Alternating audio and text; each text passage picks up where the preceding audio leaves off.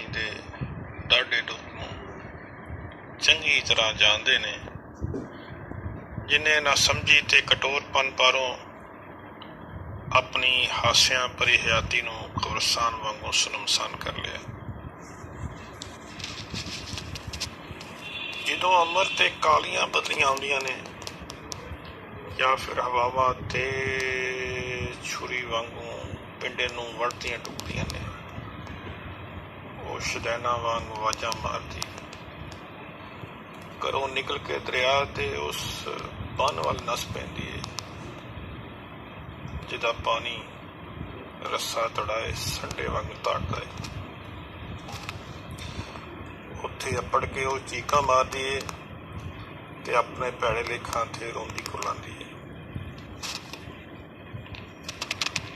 ਜਦੋਂ ਦੀ ਇਹ ਗੱਲ ਹੈ ਉਦੋਂ ਮੈਂ 10-12 ਵਰ੍ਹਿਆਂ ਦਾ ਹੋਵਾਂਗਾ ਤੇ ਉਸ ਵੇਲੇ ਦੇ ਉਸ ਸਭੇ ਦੇ ਸਭੇ ਮੁਖੜੇ ਜਿਨ੍ਹਾਂ ਨੂੰ ਵੇਖਿਆ ਮੈਨੂੰ ਚੰਗੀ ਤਰ੍ਹਾਂ ਯਾਦ ਨੇ।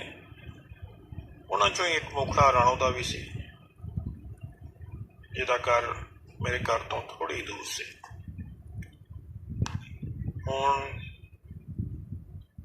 ਜਦੋਂ ਵੀ ਮੈਂ ਬੀਤੇ ਸਮੇਂ ਨੂੰ ਯਾਦ ਕਰਦਾ ਵਾਂ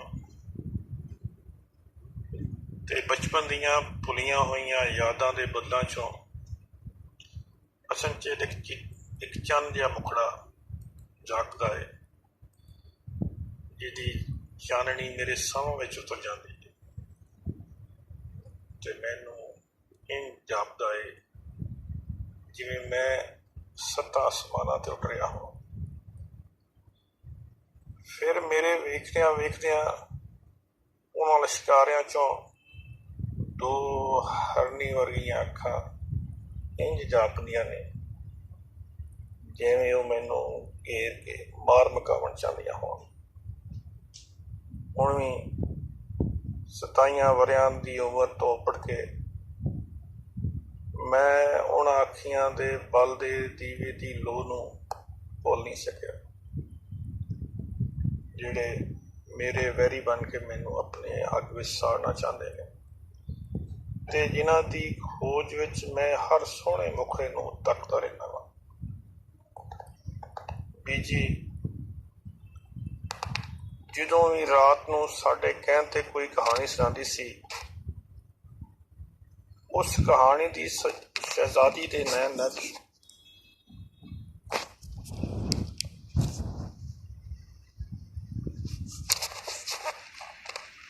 ਤੇ ਪਰਨ ਸਰਵਨ ਦੀ ਗੱਲ ਸੁਣ ਕੇ ਮੇਰੇ ਵਿਚਾਰ ਰਾਣੋ ਵੱਲ ਮੁੜ ਜਾਂਦੇ ਸਨ।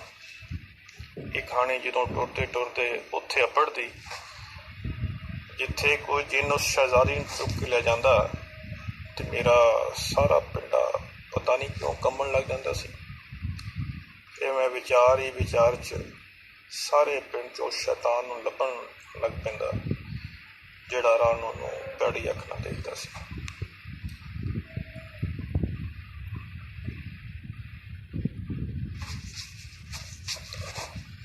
ਮੈਂ ਜਾਣਦਾ ਸੀ ਹਨੇਰਾ ਹਮੇਸ਼ ਦੀਵੇ ਥੱਲੇ ਹੀ ਹੁੰਦਾ ਏ, ਲੋ ਦੇ ਬਿਲਕੁਲ ਕੋਲ ਉਹਦਾ ਪਰਛਾਵਾਂ, ਪਰ ਉਹ ਮੈਨੂੰ ਵੇਖਦਾ ਹੀ ਨਹੀਂ ਸੀ। ਉਨ੍ਹਾਂ ਦਿਨਾਂ 'ਚ ਕਈ ਵਾਰ ਮੇਰੇ ਮਨ ਵਿੱਚ ਆਇਆ ਵੀ ਮੈਂ ਰਾਣੋ ਨੂੰ ਆਖਾਂ ਕਿ ਉਹ ਇੰਨੀ ਸੋਹਣੀ ਨਾ ਲੱਗਿਆ ਕਰੇ ਤੇ ਸੱਜ ਬਣ ਕੇ ਬਾਹਰ ਨਿਕਲਣ ਵੀ ਬਾਜ਼ ਰਿਹਾ ਕਰੇ, ਪਰ ਮੇਰਾ ਸ਼ਰਮੀਲਾਪਨ ਹਮੇਸ਼ਾ ਮੈਨੂੰ ਇਹ ਗੱਲ ਕਹਿਣ ਤੋਂ ਡੱਕ ਦਿੰਦਾ। ਫਿਰ ਇੱਕ ਦਿਨ ਬੜਾ ਜਿਗਰਾ ਕਰਕੇ ਉਹਦੀ ਮੁਹੱਬਤ ਭਾਰੋਂ ਮੈਂ ਉਹਨੂੰ ਇਹ ਗੱਲ ਕਹਿ ਹੀ, ਉਹ ਮੇਰੇ ਮੂੰਹ ਇਹ ਗੱਲ ਸੁਣ ਕੇ ਕਿੰਨਾ ਚਿਰ ਹੱਸਦੀ ਰਹੀ। ਇੰਨਾ ਹੱਸੀ ਪਈ, ਹੱਸ ਕੇ ਉਹਦੀਆਂ ਅੱਖਾਂ ਦੇ ਦੀਵੇ ਪਾਣੀ ਦੀ ਤਰਾਵਟ ਨਾਲ ਬਲਣ ਬੁੱਝਣ ਲੱਗ ਪਏ ਤੇ ਉਹਦੀਆਂ ਅੱਖੀਆਂ 'ਚੋਂ ਡਿੱਗਣ ਵਾਲੇ ਅੱਥਰੂ ਮੇਰੀ ਰੂਹ ਨੂੰ ਬੈੜੀ ਤਰ੍ਹਾਂ ਜ਼ਖਮਾ ਗਏ। ਮੈਂ ਉਹਦੀ ਇਸ ਹਾਲਤ ਪਾਰੋਂ ਕੰਬ ਕੇ ਰਹਿ ਗਿਆ। ਫਿਰ ਕਿੰਨੀ ਦੇਰ ਹੱਸਣ ਤੋਂ ਬਾਅਦ ਮੇਰੇ ਸਾਹਮਣੇ ਬਹਿੰਦਿਆਂ ਹੋਇਆਂ ਆਪਣੇ ਵਾਲਾਂ ਦੀ ਲੱਠ ਨੂੰ ਹਟਾ ਕੇ ਕਹਿਣ ਲੱਗੀ, ਤੂੰ ਤੇ ਬੜਾ ਹੀ ਸ਼ਰਾਰਤੀ ਹੈ ਮੁੰਡਿਆ। ਮੈਂ ਇੰਨੀ ਵੀ ਸੋਹਣੀ ਕਿਤੋਂ ਕਿ ਕੋਈ ਜਿੰਨ ਹੀ ਮੈਨੂੰ ਚੁੱਕ ਲੈ ਜਾਵੇ।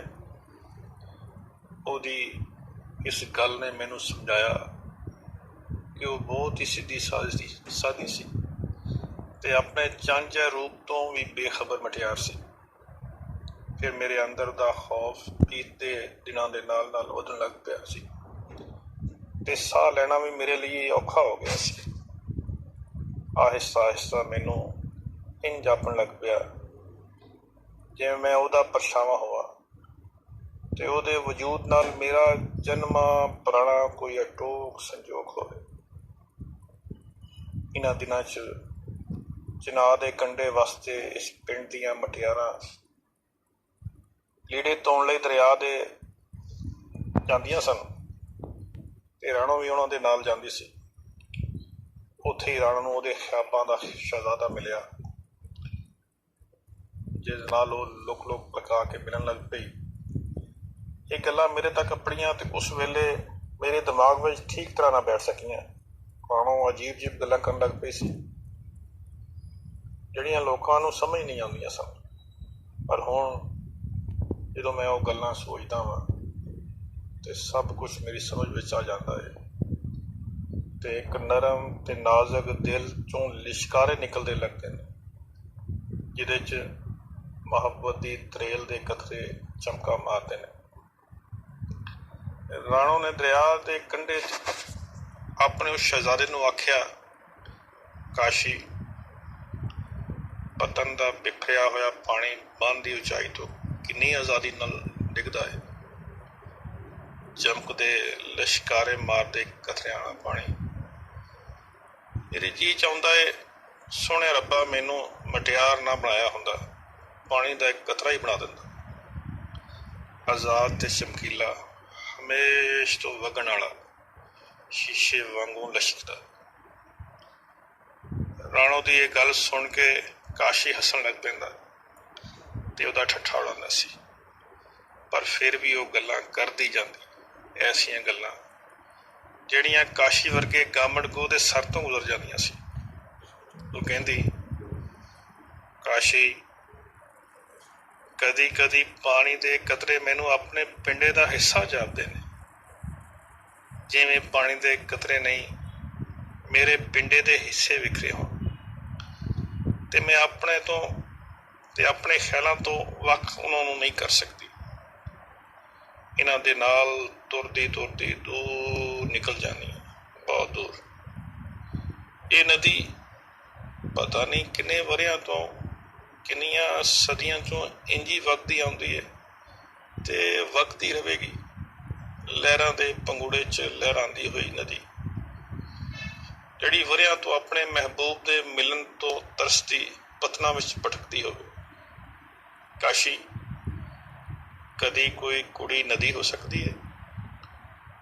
ਕਿਉਂ ਜੇ ਕਈ ਵਾਰੀ ਉਦਾਸ ਸ਼ਾਮਾਂ 'ਚ ਮੇਰੇ ਇਹ ਉਮੰਗ ਰਹੀ ਹੈ ਕਿ ਮੈਂ ਕੁੜੀ ਨਾ ਹੁੰਦੀ, ਬਲਕਿ ਰੱਬ ਸੁਣ ਨੇ ਮੈਨੂੰ ਨਦੀ ਬਣਾਇਆ ਹੁੰਦਾ। ਮੈਂ ਸੋਚਦੀ ਹਾਂ, ਕਾਸ਼ ਮੈਂ ਹੀ ਨਦੀ ਹੁੰਦੀ, ਪਤਨਾਂ 'ਚ ਪੈਂਦੀ ਹੋਈ। ਰਾਣੋ ਦੀਆਂ ਗੱਲਾਂ ਮੇਰੇ ਤੱਕ ਆਪਣੀਆਂ, ਉਹਦੀ ਇਸ ਗੂੜੀ ਮੁਹੱਬਤ ਦੀਆਂ ਪੋਤਰ ਸੋਚਾਂ ਨੇ ਉਹਦੀ ਕਦਰ ਮੇਰੇ ਦਿਲ ਵਿੱਚ ਬਹੁਤ ਹੀ ਵਧਾ ਦਿੱਤੀ ਸੀ। ਇਹਨਾਂ ਦਿਨਾਂ 'ਚ ਮੇਰੀ ਛੋਟੀ ਉਮਰ ਮੁਹੱਬਤ ਦੇ ਇਹਨਾਂ ਸੱਚੇ ਤੇ ਸੁੱਚੇ ਜਜ਼ਬਿਆਂ ਨੂੰ ਤੋਂ ਤੇ ਅਗਾਹ ਹੀ ਨਹੀਂ ਸੀ। ਤਾਹੀਓਂ ਮੈਂ ਇਹਨਾਂ ਪੋਤਰ ਜਜ਼ਬਿਆਂ ਨੂੰ ਵੀ ਬੀਜੀ ਦੀ ਕਹਾਣੀ ਦੇ ਕਰਤਾਰਾਂ ਦੇ ਜਜ਼ਬਿਆਂ ਨਾਲ ਹੀ ਨਾਪਦਾ ਸੀ। ਇਸ ਤਰ੍ਹਾਂ ਸਾਲ ਭਰ ਹੀ ਚੱਲ ਸਕਿਆ। ਜਿਵੇਂ ਦਾਦੀ ਅੰਮਾ ਦੀ ਕਹਾਣੀ ਇੱਕ ਖਾਸ ਮੋੜ ਤੇ ਪਹੁੰਚ ਰਾਹ ਬਦਲ ਲੈਂਦੀ ਸੀ, ਇਵੇਂ ਹੀ ਰਾਣੋ ਦੀ ਕਹਾਣੀ ਨੇ ਵੀ ਆਪਣਾ ਪੈਂਤਰਾ ਬਦਲਿਆ ਤੇ ਉਸ ਕਹਾਣੀ ਵਿੱਚ ਰਾਣੋ ਦੇ ਮਾਮੇ ਦਾ ਪੁੱਤ ਅੱਛੂ ਆ ਗਿਆ। ਕਾਲਾ ਭੂਤ, ਖੁੱਲੇ ਤੁੱਲੇ ਹੱਥ ਪੈਰ, ਜਿੰਨ ਵਰਗਾ ਕੱਦ ਤੇ ਉਹਦਾ ਜੁੱਸਾ ਜਿਵੇਂ ਗੋਸ਼ਤ ਦਾ ਪਹਾੜ ਹੋਵੇ। ਰਾਣੋ ਤੇ ਉਹਦੇ ਅੱਗੇ ਇੱਕ ਛੋਟਾ ਜਿਹਾ ਖਿਡੌਣਾ ਸੀ। ਫਿਰ ਉਹੀ ਹੋਇਆ ਜਿਹਦਾ ਮੈਨੂੰ ਡਰ ਸੀ। ਜਿੰਨ ਸ਼ਹਿਜ਼ਾਦੀ ਨੂੰ ਚੁੱਕਣ ਲਈ ਆਪਣੇ ਪਰ ਤੋਲਣ ਲੱਗ ਪਿਆ। ਉਧਰ ਰਾਣੋ ਦੀ ਮਾਂ ਨੇ ਧਨ ਦੌਲਤ ਘਰ 'ਚ ਹੀ ਰੱਖਣ ਵਾਸਤੇ ਲਾਲਚ ਪਾਰੋਂ ਰਾਣੋ ਦੇ ਇਨਕਾਰ ਨੂੰ ਹੀ ਰੱਦ ਕਰ ਦਿੱਤਾ ਤੇ ਉਹਦਾ ਵਿਆਹ ਅਛੂ ਨਾਲ ਕਰਨ ਦਾ ਫੈਸਲਾ ਕਰ ਲਿਆ। ਜਦੋਂ ਰਾਣੋ ਦੇ ਘਰ 'ਚ ਅਛੂ ਦੀ ਜੰਝ ਟੁੱਕਣ ਬਾਰੇ ਗੱਲ ਚੱਲ ਰਹੀ ਸੀ, ਮੈਂ ਉਹਨਾਂ ਦੇ ਘਰ ਹੀ ਸਾਂ। ਇਹ ਗੱਲਾਂ ਸੁਣ ਕੇ ਮੇਰਾ ਪਿੰਡਾ ਕੰਬਣ ਲੱਗ ਪਿਆ। ਇਹ ਜਾਪਦਾ ਸੀ ਜਿਵੇਂ ਬੜੀ ਤੇਜ਼ੀ ਨਾਲ ਧੜਕ ਰਿਹਾ ਮੇਰਾ ਦਿਲ ਪਸਲੀਆਂ ਤੋੜ ਕੇ ਬਾਹਰ ਆ ਜਾਏਗਾ। ਮੈਂ ਰਾਣੋ ਵੱਲ ਤੱਕਿਆ ਤੇ ਉਹ ਹੌਲੀ ਹੌਲੀ ਰੋ ਰਹੇ ਸੀ। ਉਹਦੇ ਦਿਲ ਦੀ ਨਦੀ ਨੇ ਵਗਣਾ ਸ਼ੁਰੂ ਕਰ ਦਿੱਤਾ ਸੀ। ਇਹ ਸਾਰਾ ਮਾਮਲਾ ਮੇਰੀ ਸਮਝ ਤੋਂ ਬਾਹਰ ਸੀ, ਪਰ ਛੇਤੀ ਇਹ ਮਾਮਲਾ ਮੇਰੀ ਸਮਝ 'ਚ ਆ ਗਿਆ। ਉਸ ਸ਼ਾਮ ਸਾਰੇ ਘਰ ਵਾਲੇ ਆਪਣੇ ਆਪਣੇ ਕੰਮ ਵਿੱਚ ਰੁੱਝੇ ਹੋਏ ਸਨ। ਮੈਂ ਘਰ ਦੀ ਮਗਲ ਦੀ ਕੰਧ ਵੱਲ ਗਿਆ ਤੇ ਮੈਂ ਉੱਥੇ ਕਿਸੇ ਦੀ ਹੌਲੀ ਹੌਲੀ ਗੱਲਾਂ ਕਰਨ ਦੀ ਆਵਾਜ਼ ਸੁਣੀ। ਕਾਸ਼ੀ, ਤੂੰ ਚਲੇਗਾ ਮੇਰੇ ਨਾਲ ਅੱਜ ਰਾਤ ਕਿਸੇ ਵੇਲੇ, ਜਦੋਂ ਸਾਰੇ ਲੋਕ ਸੌ ਜਾਣਗੇ। ਦਿਨ ਚੜ੍ਹਨ ਤੱਕ ਅਸੀਂ ਇੰਨੀ ਦੂਰ ਨਿਕਲ ਜਾਵਾਂਗੇ ਕਿਸੇ ਨੂੰ ਪਤਾ ਵੀ ਨਹੀਂ ਲੱਗੇਗਾ ਕਿ ਅਸੀਂ ਕਿੱਥੇ ਮਰ ਖਪ ਗਏ ਹਾਂ। ਸ਼ਹਿਜ਼ਾਦੀ ਗੱਲਾਂ ਕਰ ਰਹੀ ਸੀ ਤੇ ਸ਼ਹਿਜ਼ਾਦਾ ਬੜਾ ਘਬਰਾਇਆ ਹੋਇਆ ਸੀ ਤੇ ਕਹਿ ਰਿਹਾ ਸੀ, ਔਖਾ ਕੰਮ ਹੈ, ਡਾਢਾ ਔਖਾ। ਅਜੇ ਤੇ ਨਹੀਂ, ਜਦੋਂ ਤੱਕ ਮੇਰੇ ਇਮਤਿਹਾਨ ਨਹੀਂ ਹੋ ਜਾਂਦੇ ਉਸ ਵੇਲੇ ਤੱਕ ਤੇ ਬਹੁਤ ਮੁਸ਼ਕਿਲ ਹੈ। ਉਹ ਸ਼ਰਮਿੰਦਾ ਜੀ ਨਾਲ ਇਹ ਗੱਲਾਂ ਕਰ ਰਿਹਾ ਸੀ। ਮੈਂ ਕੰਨ ਤੋਂ ਥੋੜ੍ਹਾ ਜਿਹਾ ਉੱਚਾ ਹੋ ਕੇ ਵੇਖਿਆ ਤੇ ਇੰਝ ਲੱਗਾ ਜਿਵੇਂ ਸ਼ਹਿਜ਼ਾਦੇ ਨੂੰ ਕੁਛ ਨਾ ਸੁੱਝ ਰਿਹਾ ਹੋ ਤੇ ਬੇਬਸੀ ਨਾਲ ਉਹਦਾ ਪਿੰਡਾ ਕਮਲਾ ਗਿਆ ਹੋ। ਬਸ ਤੇ ਫਿਰ ਹੁਣ ਤੂੰ ਫਟਾਫਟ ਚਲਾ ਜਾ, ਉਹ ਸਿਸਕੀਆਂ ਭਰਦੀ ਹੋਈ ਬੋਲੀ। ਅਗਲੀ ਸ਼ਾਮ ਜਦੋਂ ਚਿਨਾਰ ਦੇ ਬੰਨ੍ਹ ਤੇ ਕੰਢੇ ਅੱਪੜਿਆ ਤੇ ਮੈਂ ਉਹਦੀ ਸ਼ਕਲ ਵੇਖ ਕੇ ਕੰਬ ਕੇ ਰਹਿ ਗਿਆ। ਉਹ ਇੱਕ ਰੁੱਖ ਦੀ ਗੋਦ ਵਿੱਚ ਇੰਝ ਗੱਠੜੀ ਹੋਈ ਬਣ ਕੇ ਬੈਠੀ ਸੀ ਜਿਵੇਂ ਪਾਲਿਆਂ ਦੀ ਰਾਤ ਨੇ ਉਹਦੇ ਪਿੰਡੇ ਨੂੰ ਬਰਫ਼ ਬਣਾ ਦਿੱਤਾ ਹੋ। ਤੋਬਾ ਤੋਬਾ, ਇੰਨਾ ਪੀਲਾ ਫਟਕ ਮੁਖੜਾ ਮੈਂ ਕਦੀ ਨਾ ਵੇਖਿਆ ਸੀ। ਮੈਂ ਹੌਲੀ ਹੌਲੀ ਉਹਦੇ ਨੇੜੇ ਹੋ ਕੇ ਪੁੱਛਿਆ, ਰਾਣੋ, ਕੀ ਗੱਲ ਏ, ਕੀ ਹੋਇਆ ਏ, ਤੇਰੇ ਤੇ ਕੀ ਬੀਤੀ ਏ? ਤੇ ਉਹ ਦੁੱਖ ਭਰੇ ਲਹਿਜੇ 'ਚ ਬੋਲੀ, ਗੁੱਲੂ, ਜੀਵਨ ਦੀਆਂ ਰੁੱਤਾਂ ਆਪਣੀ ਇੰਨੀ ਛੇਤੀ ਬਦਲ ਜਾਂਦੀਆਂ ਨੇ ਕਿ ਬੰਦਾ ਹੱਥ ਹੀ ਮਲਦਾ ਰਹਿ ਜਾਵੇ। ਮੇਰੀ ਮਾਂ ਜਿਹੜੀ ਮੇਰੇ ਦੁੱਖ ਸੁੱਖ ਦੀ ਜਾਣੂ ਸੀ, ਮੇਰੀ ਨਿੱਕੀ ਜਿਹੀ ਪੀੜ ਤੇ ਰਾਤ ਭਰ ਜਾਗਣੇ ਰਹਿਣ ਵਾਲੀ, ਅੱਜ ਮੈਨੂੰ ਇਸ ਲਈ ਖਾਨਦਾਨ ਦੇ ਕਿਲੇ ਨਾਲ ਬੰਨ੍ਹਣਾ ਚਾਹੁੰਦੀ ਹੈ ਕਿ ਪੁਰਖਾਂ ਦੀ ਦੌਲਤ ਕਿਤੇ ਬਾਹਰ ਨਾ ਨਿਕਲ ਜਾਏ। ਤੇ ਅੱਜ ਉਹਨੂੰ ਮੇਰਾ ਪਹਾੜ ਵਰਗਾ ਦੁੱਖ ਵੀ ਸਮਝ ਨਹੀਂ ਆਉਂਦਾ। ਮੈਂ ਰਾਤਾਂ ਰੋ ਰੋ ਕੇ ਲੰਘਾਉਂਦੀਆਂ, ਪਰ ਉਹਨੂੰ ਇਹਦੇ ਨਾਲ ਕੀ? ਉਹਦਾ ਇੱਕ ਮਕਸਦ ਸੀ ਜਿਹਦੇ ਲਈ ਉਹਨੇ ਇਹ ਸਭ ਕੀਤਾ, ਪਰ ਉਹਨੇ ਕੀ ਕੀਤਾ? ਉਹਨੇ ਜਿਹਦੇ ਮੈਂ ਸੁਪਨੇ ਦੇਖੇ, ਜਿਹਦੇ ਮਾਂ 'ਚ ਮੇਰਾ ਜੀਣਾ ਮੁਹਾਲ ਹੈ। ਗੁੱਲੂ, ਮੈਨੂੰ ਦੱਸ, ਕੋਈ ਆਪਣਾ ਇੰਝ ਵੀ ਕਰ ਸਕਦਾ ਹੈ ਕਿ ਪਹਿਲੋਂ ਕਿਸੇ ਨੂੰ ਜਗਰਾਤੇ ਦੇਵੇ, ਉਹਨਾਂ ਜਗਰਾਤਿਆਂ 'ਚ ਆਸਾਂ ਉਮੀਦਾਂ ਦੇ ਬੀਜ ਸੁੱਟੇ, ਉਹਦੀ ਆਬਿਆਰੀ ਕਰੇ ਤੇ ਫਿਰ ਇਹ ਸਭ ਕੁਛ ਇੰਝ ਰੋਲ ਦੇਵੇ ਜਿਵੇਂ ਇਹਦਾ ਉਹਦੇ ਨਾਲ ਕੋਈ ਤਾਲੁਕ ਹੀ ਨਾ ਹੋਵੇ। ਹੰਝੂ ਹੁਣ ਉਹਦੀਆਂ ਅੱਖਾਂ ਵਿੱਚ ਪੱਕਣ ਲੱਗ ਪਏ ਸਨ ਤੇ ਮੈਂ ਉਹਦੀਆਂ ਗੱਲਾਂ ਸੁਣ ਕੇ ਉਹਦੇ ਸਾਹਮਣੇ ਰੁੱਖ ਵਾਂਗੂ ਖੜਾ ਸੀ, ਇੱਕੋ ਜਗ੍ਹਾ ਜੰਮ ਕੇ। ਬੰਦ ਦਾ ਪਾਣੀ ਆਪਣੇ ਅੱਥਰੂ ਮਕਾ ਬੈਠਾ ਸੀ ਤੇ ਹੁਣ ਇੱਕ ਨਿੱਕੀ ਜਿਹੀ ਨਦੀ ਉਹਦਾ ਦੁੱਖ ਆਪਣੇ ਕਲੇਜੇ ਨਾਲ ਲਾ ਕੇ ਜੀਣਾ ਚਾਹੁੰਦੀ ਸੀ। ਮੇਰੀ ਰੂਹ ਉਸ ਜ਼ਾਲਮ ਦੇ ਸਰੀਰ ਨਾਲ ਟੰਗੀ ਹੋਈ ਤਾਰੋ ਤਾਰ ਹੋ ਗਈ, ਪਰ ਉਹਨੇ ਕੋਈ ਪਰਵਾਹ ਨਾ ਕੀਤੀ। ਉਹ ਸ਼ਦਾਈ ਹੁਣ ਵੀ ਇਹ ਸਮਝਦਾ ਹੈ ਕਿ ਸਮਾਂ ਹਮੇਸ਼ਾ ਇੱਕ ਜਿਹਾ ਰਹੇਗਾ ਤੇ ਉਹਦੇ ਇਮਤਿਹਾਨਾਂ ਤੱਕ ਕੁਛ ਵੀ ਨਹੀਂ ਬਦਲੇਗਾ, ਪਰ ਉਹ ਨਹੀਂ ਜਾਣਦਾ ਮੈਂ ਲੇਖਾ ਮਾਰੀ ਵਰਿਆਂ ਤੋਂ ਵਗਦਾ ਕੋਈ ਦਰਿਆ ਨਹੀਂ। ਮੈਂ ਤੇ ਇੱਕ ਨਿੱਕੀ ਜਿਹੀ ਨਦੀ ਹਾਂ ਜਿਹਨੂੰ ਨਿਗਲਣ ਲਈ ਕੋਈ ਵੀ ਪਤਨ ਅੱਗੇ ਵੱਧ ਸਕਦਾ ਹੈ, ਜਿਹਦਾ ਵਜੂਦ ਪਲ ਘੜੀ ਦਾ ਮੁਹਤਾਜ ਹੈ। ਗੁੱਲੂ, ਤੂੰ ਨਹੀਂ ਜਾਣਦਾ ਪਿਛਲੀ ਰਾਤ ਮੈਂ ਕੀ ਗਵਾ ਬੈਠੀ ਹਾਂ, ਤੂੰ ਨਹੀਂ ਜਾਣਦਾ। ਅਫਸੋਸ, ਜਿਹਨੂੰ ਮੈਂ ਰੂਹ ਦੀਆਂ ਗਹਿਰਾਈਆਂ ਨਾਲ ਖਾਣਾ ਚਾਹਿਆ, ਉਹਨੇ ਸਿਰਫ ਮੈਨੂੰ ਆਪਣੇ ਤਨ ਦੇ ਸਵਾਦ ਲਈ ਵਰਤਿਆ। ਕੁੱਲੂ, ਤੂੰ ਜਦੋਂ ਕਾਸ਼ੀ ਜਿੰਨਾ ਹੋ ਜਾਏਗਾ ਤੇ ਤੂੰ ਹੀ ਇਹ ਸਭ ਕੁਛ ਕਰੇਗਾ। ਵੀਰ, ਵੇਖ, ਮੈਂ ਤੈਨੂੰ ਕਹਿੰਦੀ ਆ, ਕਦੀ ਵੀ ਇੰਜ ਨਾ ਕਰੀ, ਕਦੀ ਵੀ ਇੰਜ ਨਾ ਕਰੀ। ਮੈਨੂੰ ਸਮਝਾਦਿਆਂ ਹੋਇਆ ਉਹਦਾ ਸਾਰਾ ਸਰੀਰ ਹੌਲੇ ਹੌਲੇ ਕੰਬ ਰਿਹਾ ਸੀ ਤੇ ਅੱਖਾਂ ਚੋਂ ਅਥਰੂ ਇੰਜ ਵਗ ਰਹੇ ਸਨ ਜਿਵੇਂ ਉਹ ਚਿਨਾਹ ਦੇ ਬੰਨ ਤੋਂ ਡਿੱਗਦੇ ਪਾਣੀ ਦੇ ਪੁੱਤ ਕਤਰੇ ਹੋਣ। ਉਹਦੀ ਬੇਬਸੀ ਦੀ ਇਹ ਹਾਲਤ ਵੇਖ ਕੇ ਮੇਰਾ ਹੱਥ ਕਲੇਜੇ ਨੂੰ ਪਿਆ ਤੇ ਮੈਂ ਵੀ ਰੋਣ ਲੱਗ ਪਿਆ ਸੀ। ਉਹ ਅਜੀਬ ਦੁੱਖ ਭਰਿਆ ਸਮਾਂ ਸੀ।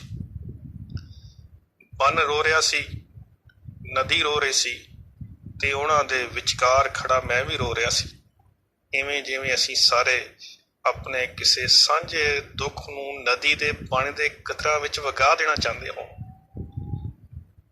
ਉਹਦੇ ਪਤਲੇ ਤੇ ਨਾਜ਼ੁਕ ਬੁੱਲ ਬਲਦੇ ਹੋਏ ਨਵੀਂ ਨਵੇਲੀਆਂ ਕੋਂਪਲਾਂ ਵਾਂਗੂ ਲੱਗ ਰਹੇ ਸਨ, ਜਿਨ੍ਹਾਂ ਤੇ ਡਿੱਗਦੇ ਅਥਰੂ ਤਰੇਲ ਵਾਂਗ ਚਮਕ ਰਹੇ ਸਨ।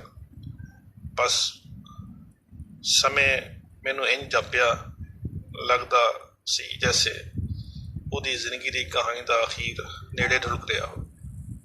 ਸਾਰੀ ਰਾਤ ਉਹਨੇ ਬਿਸਤਰ ਤੇ ਉਸਲਵਟਿਆਂ 'ਚ ਗੁਜ਼ਾਰੀ। ਤੂਫਾਨੀ ਰਾਤ ਸੀ ਤੇ ਬੱਦਲ ਇੰਝ ਕੜਕ ਰਹੇ ਸਨ ਜਿਵੇਂ ਅੱਜ ਉਹ ਕੋਈ ਵੀ ਸ਼ੈ ਸਲਾਮਤ ਨਹੀਂ ਛੱਡਣਾ ਚਾਹੁੰਦੇ। ਰਾਤ ਦੇ ਆਖਰੀ ਪਹਿਰੋਂ ਘਰੋਂ ਨਿਕਲ ਟੁਰੀ। ਸਵੇਰੇ ਘਰ ਵਾਲੇ ਜਾਗੇ ਤੇ ਉਹਨੂੰ ਲੱਭਣ ਟੁਰ ਪਏ। ਤੂਫਾਨੀ ਮੌਸਮ ਪਾਰੋਂ ਦਰਿਆ ਵਿੱਚ ਹੜ੍ਹ ਆਇਆ ਹੋਇਆ ਸੀ। ਧਰਤੀ ਤੇ ਅੰਬਰ ਰੋ ਰੋ ਕੇ ਥੱਕ ਗਏ ਸਨ। ਅਗਲੇ ਕਈ ਦਿਨਾਂ ਤੱਕ ਉਹਦਾ ਕੋਈ ਪਤਾ ਸੁਰ ਨਾ ਲੱਗਿਆ ਤੇ ਇੰਝ ਚੁੱਪ ਚੁਪੀਤੇ ਇੱਕ ਕਮਜ਼ੋਰ ਜਿਹੀ ਨਦੀ ਵਰ੍ਹਿਆਂ ਤੋਂ ਵਗਦੇ ਦਰਿਆ ਦਾ ਹਿੱਸਾ ਬਣ ਗਈ। ਉਹਦੀ ਮਾਂ ਕਿੰਨੇ ਹੀ ਦਿਨ ਦਰਿਆ ਦੇ ਪਾਣੀ ਨੂੰ ਇਸ ਉਮੀਦ ਆਸ ਨਾਲ ਵੇਖਦੀ ਰਹੀ ਕਿ ਖੌਰੇ ਰਾਣੋ ਪਾਣੀ ਦੇ ਵਿੱਚੋਂ ਮਾਂ ਨੂੰ ਆਵਾਜ਼ ਹੀ ਮਾਰ ਲਵੇ, ਪਰ ਉਹਨੇ ਕਿਸੇ ਨੂੰ ਆਵਾਜ਼ ਨਹੀਂ ਦਿੱਤੀ। ਇੱਕ ਮੇਰੇ ਘਰ ਵਾਲੇ ਨਹੀਂ, ਸਾਰੇ ਪਿੰਡ ਦੇ ਵਾਸੀ ਰਾਣੋ ਨੂੰ ਯਾਦ ਕਰਦੇ ਰਹੇ ਤੇ ਰੋਂਦੇ ਰਹੇ, ਪਰ ਮੇਰੇ ਇਲਾਵਾ ਮੁੱਢੋਂ ਹਕੀਕਤ ਨੂੰ ਕੋਈ ਵੀ ਨਹੀਂ ਅੱਪੜ ਸਕਿਆ। ਅੱਜ ਵੀ ਕੋਈ ਨਹੀਂ ਜਾਣਦਾ ਕਿ ਰਾਣੋ ਕਿਸੇ ਦੀ ਮੁਹੱਬਤ ਦਾ ਸ਼ਿਕਾਰ ਹੋ ਗਈ ਸੀ ਤੇ ਸ਼ਾਇਦ ਕਦੀ ਵੀ ਕੋਈ ਨਾ ਜਾਣ ਸਕੇ ਵੀ ਉਹਦੀ ਮੁਹੱਬਤ ਦੀਆਂ ਜੜ੍ਹਾਂ ਕਿੰਨੀਆਂ ਡੂੰਘੀਆਂ ਸਨ। ਉਹਦੀ ਮਾਂ ਵੀ ਨਹੀਂ। 15 ਵਰ੍ਹੇ ਬੀਤ ਗਏ ਨੇ ਤੇ ਅੱਜ ਵੀ ਜਦੋਂ ਅਮਰ ਤੇ ਕਾਲੀਆਂ ਬੱਦਲੀਆਂ ਆਉਂਦੀਆਂ ਨੇ ਜਾਂ ਫਿਰ ਤੇਜ਼ ਹਵਾਵਾਂ ਛੁਰੀ ਵਾਂਗੂ ਪਿੰਡੇ ਨੂੰ ਵੱਢਦੀਆਂ ਟੁੱਕਦੀਆਂ ਨੇ, ਉਹ ਸ਼ਦੈਣਾ ਵਾਂਗੂ ਆਵਾਜ਼ਾਂ ਮਾਰਦੀ ਘਰੋਂ ਨਿਕਲ ਕੇ ਦਰਿਆ ਦੇ ਉਸ ਬੰਨ ਵੱਲ ਨੱਸ ਪੈਂਦੀ ਹੈ ਜਿਹਦਾ ਪਾਣੀ ਰੱਸਾ ਤੜਾਏ ਸੰਡੇ ਵਾਂਗ ਤਾਰਦਾ ਹੈ।